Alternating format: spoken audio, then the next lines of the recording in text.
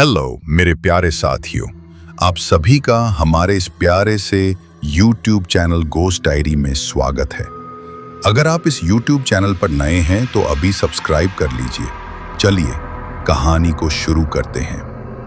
रात के सन्नाटे में जब पूरा कस्बा गहरी नींद में डूबा होता है, तब एक वीरान सड़क पर अक्सर किसी पुरानी स्कूल बस के हॉर्न की आवाज सुनाई देती है। लोग कहते हैं वो बस कोई आम बस नहीं, वो भूतिया स्कूल बस है। ये कहानी है शिवपुर गांव की, जो शहर से करीब 20 किलोमीटर दूर जंगलों के बीच बसा है। गांव छोटा सा था, मगर एक रहस्य ने उसे पूरी दुनिया में कुख्यात बना दिया। करीब 20 साल पहले गांव के स्कूल ने एक पिकनिक का आयोजन किया था। बच्चों से भरी बस पहाड़ों की ओर रवाना हुई, लेकिन कभी वापस नहीं लौटी। अगले दिन अखबारों में छपी खबर ने पूरे जिले में सनसनी फैला दी।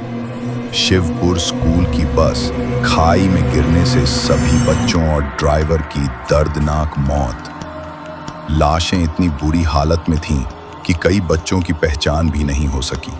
लेकिन सबसे अजीब बात यह थी कि बस का कोई सुराग नहीं मिला। आज 20 साल बाद गांव में नए बच्चे पले बढ़े। हादसे की बात सिर्फ कहानियों और किस्सों में बची थी, मगर कुछ दिनों से गांव वालों ने अजीब अजीब चीजें महसूस करनी शुरू की। रात में सुनसान सड़कों पर स्कूल बस के हॉर्न की आवाज आती थी। कभी कभी बच्चे बताते कि उन्होंने पीली रंग की स्कूल बस देखी जो जंगल की ओर जाती दिखी, मगर जैसे ही कोई पीछा करता बस गायब हो जाती। कई लोग कहते हैं जो बच्चे बस के पास जाते हैं वो लापता हो जाते हैं। गांव के सरपंच ने तो ये भी बताया, ये बस उन बच्चों की आत्माओं से भरी है जो कभी वापस नहीं आए। अब वो और बच्चों को अपने साथ ले जाती हैं। सिया, गांव की रहने वाली 13 साल की लड़की, अचानक गायब हो गई। उसकी मां ने बताया कि उसने रात में खिड़की से बाहर झांका तो एक पीली स्कूल बस गांव के बाहर रुकी थी। सिया ने कहा, मां देखो बस आ गई, पिकनिक पर जाना है, और फिर वो घर से निकल गई। सिया के बाद अब तक 4 और बच्चे गायब हो चुके थे। गांव में डर का माहौल फैल गया था। कोई रात में बाहर निकलने की हिम्मत नहीं करता। स्कूल तक बंद हो गया। वीरू गांव का सबसे निडर लड़का था। उसने कसम खाई कि वो इस रहस्य को सुलझा कर रहेगा।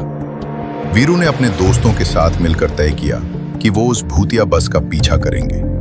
रात के ठीक 12 बजे वीरू और उसके 3 दोस्त रोहित, मंजुला और अंश गांव के बाहर उस सुनसान सड़क पर छिप गए जहां बस अक्सर दिखाई देती थी। आधी रात बीती, तभी दूर से हॉर्न की धीमी आवाज सुनाई दी।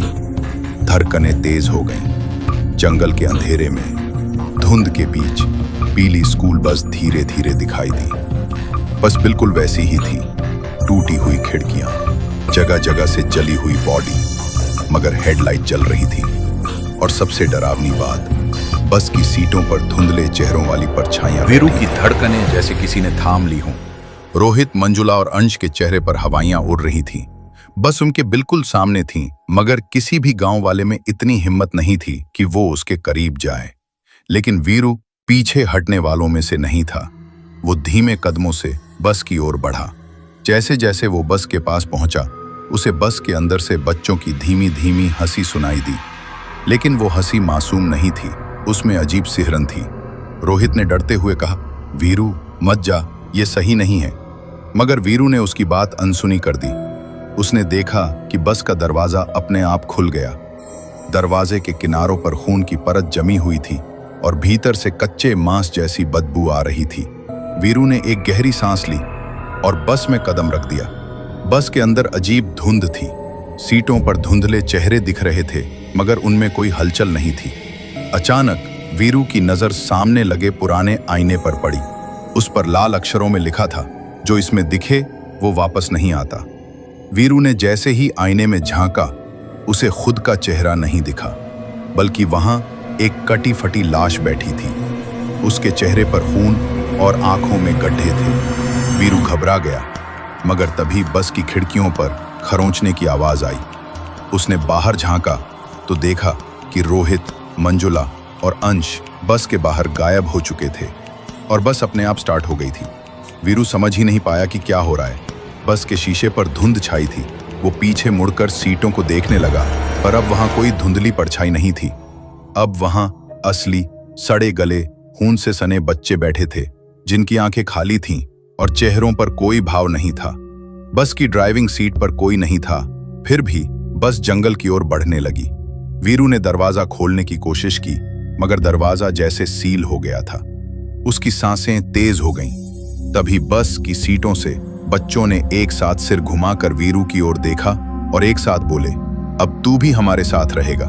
वीरू के गले से आवाज नहीं निकली। तभी उसे सिया की आवाज सुनाई दी, वीरू बस से बाहर निकल, इससे पहले कि बहुत देर हो जाए। वीरू ने इधर उधर देखा, मगर सिया कहीं नहीं। जंगल के उस हिस्से में पहुंच चुकी थी जहां 20 साल पहले वो हादसा हुआ था। वीरू को याद आया, यही वो खाई है जहां बस गिर गई थी। बस बिना रुके उसी दिशा में बढ़ रही थी। वीरू ने पूरी ताकत लगाकर खिड़की तोड़ने की कोशिश की, लेकिन बस की दीवारें अब लोहे जैसी ठोस हो चुकी थीं। बच्चों की आत्माएं धीरे धीरे अपनी सीटों से उठकर उसकी ओर बढ़ रही थीं। उनके चेहरे सड़े हुए, आंखें खून से लथपथ और मुंह से कीड़ों की फौज निकल रही थी। वीरू ने आखिरी कोशिश में बस के पिछले हिस्से में जाकर देखा। वहां एक पुराना लोहे का दरवाजा था, जिस पर लिखा था, जो इस दरवाजे से निकलेगा वो फिर इंसान नहीं रहेगा। लेकिन उसके पास और कोई रास्ता नहीं था। वीरू ने कांपते हाथों से उस लोहे के दरवाजे को खोलने की कोशिश की। दरवाजा जाम था, लेकिन बच्चों की आत्माएं उसकी ओर तेजी से बढ़ रही थीं। उनकी आंखों से खून टपक रहा था, मुंह से सड़ने की बदबू और उनके पैरों की जगह सिर्फ हड्डियों के टुकड़े थे। वीरू ने पूरी ताकत लगाई और दरवाजा चरमराकर खुल गया। जैसे ही वो दरवाजे के उस पार गया, उसे लगा जैसे उसने किसी और ही दुनिया में कदम रखा हो। वहां कोई जमीन नहीं थी। चारों ओर धुंध, चीखें और सैकड़ों बच्चों की आत्माएं हवा में तैर रही थीं। उनके चेहरे पर दर्द, डर और गुस्सा था। तभी उसे एक बूढ़े आदमी की आत्मा दिखी, जो उसी बस का ड्राइवर था। तू बच नहीं सकता लड़के। इस बस ने जिसे भी निगला वो कभी वापस नहीं गया। वीरू ने कांपती आवाज में पूछा, तुम सबको क्या चाहिए? मुझे छोड़ दो। ड्राइवर की आत्मा हंसने लगी, हमें मुक्ति चाहिए। 20 साल से हम इस खौफनाक मोड़ पर फंसे हैं। हमारे शरीर मर चुके हैं, मगर हमारी आत्माएं आजाद नहीं। जो भी इस बस में चढ़ता है वो हमारे साथ यहीं कैद हो जाता है। वीरू को सिया की बात याद आई, बस से बाहर निकल, इससे पहले कि बहुत देर हो जाए। वीरू ने अपनी जेब टटोल कर देखा तो उसमें उसका स्कूल का आईडी कार्ड था। उसे याद आया, उसकी दादी ने कभी कहा था, जिस जगह पहचान खो जाए वहां अपनी असली पहचान ही तुम्हें बचा सकती है। वीरू ने डरते हुए अपना आईडी कार्ड हवा में लहराया। तेज हवा चली, बच्चों की आत्माएं पीछे हटने लगी। ड्राइवर की आंखें जलने लगी। तुम इंसान हो, तुम वापस जा सकते हो, लेकिन एक शर्त पर, ड्राइवर बोला। वीरू चुप रहा।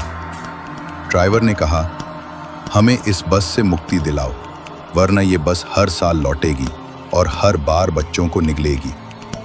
वीरू ने चारों ओर देखा। उसे महसूस हुआ कि अगर वो इस बस को उसी खाई में ले जाकर गिरा दे जहां 20 साल पहले हादसा हुआ था, तो शायद इन आत्माओं को मुक्ति मिल जाएगी। वीरू जैसे ही दरवाजे से वापस बस में आया, देखा कि स्टीयरिंग पर फिर कोई नहीं था। वीरू ने खुद स्टीयरिंग संभाली, लेकिन बच्चों की आत्माएं उसे रोकने की कोशिश कर रही थीं। बस तेज रफ्तार से उसी खाई की ओर बढ़ रही थी। वीरू ने बिना डरे पूरी ताकत से बस को उसी खाई में मोड़ दिया। अचानक जोरदार चीखें गूंज उठीं। बच्चों की आत्माएं हवा में गायब होने लगी। बस खाई में गिर गई। अगली सुबह गांव वाले सुनसान खाई के पास पहुंचे। वहां टूटी फूटी स्कूल बस की जली हुई बॉडी मिली। उसके अंदर कोई नहीं था, न वीरू न बच्चे। लेकिन दूर जंगल में वीरू बेसुध पड़ा मिला। वो जिंदा था। उस दिन के बाद कभी वो भूतिया स्कूल बस नहीं दिखी। गांव के लापता बच्चे कभी वापस नहीं आए, लेकिन गांव में एक बार फिर स्कूल खुल गया। मगर आज भी अगर कोई रात के अंधेरे में उस सुनसान सड़क पर जाए तो कभी-कभी धीमी धीमी हॉर्न की आवाज सुनाई देती है।